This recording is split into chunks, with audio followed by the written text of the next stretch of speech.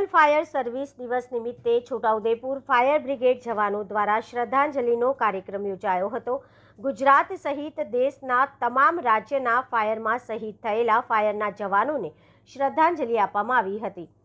1944 મુંબઈના ડોકયાર્ડમાં મોટી આગની ઘટના બની હતી, જે ઘટનામાં 66 જેટલા ફાયરના જવાનો શહીદ થઈ ગયા હતા। ત્યારથી શહીદ થયેલા જવાનોની યાદ અને શ્રદ્ધાંજલિ અર્પિત કરવા માટે આજના દિવસને નેશનલ ફાયર સર્વિસ દિવસ તરીકે ઓળખવામાં આવે છે।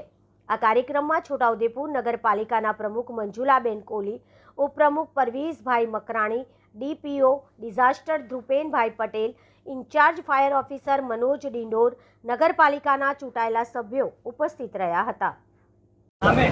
આજરોજ 14 એપ્રિલ ફાયર સર્વિસ દિવસ મનાવવામાં આવ્યો હતો, જેમાં છોટાઉદેપુર ફાયર સ્ટેશન ખાતે પ્રમુખશ્રી, ઉપપ્રમુખશ્રી તેમજ છોટાઉદેપુરના સભ્યશ્રીઓ હાજર રહી આ કાર્યક્રમને સફળ બનાવ્યો હતો।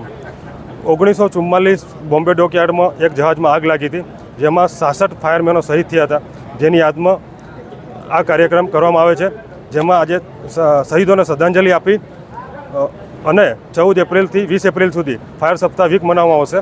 આ વીક દરમિયાન શાળાઓ, સ્કૂલો તેમજ હોસ્પિટલો અને રહેણાંક વિસ્તારમાં આગ અકસ્માતની તાલીમ તેમજ મોકડ્રીલ આપી આખો વીક ઉજવવામાં આવશે।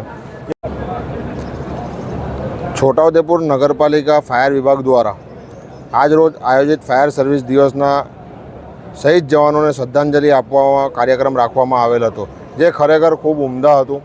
આ કાર્યક્રમની અંદર છોટાઉદેપુર નગરપાલિકાના પ્રમુખશ્રી, કારોબારી અધ્યક્ષશ્રી તેમજ તમામ સભ્યશ્રીઓ અને ફાયર વિભાગની પૂરી ટીમ ઉપસ્થિત રહી હતી।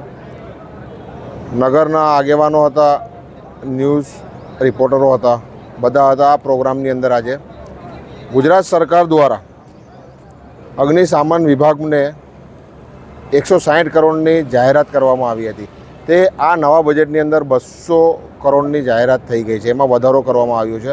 અને એની સાથે સાથે છોટાઉદેપુર નગરપાલિકા ફાયર વિભાગ ગુજરાત સરકારનો સૌ પ્રથમ મોડલ ફાયર સ્ટેશન છોટાઉદેપુર નગરપાલિકાનું બનવા જઈ રહ્યું છે।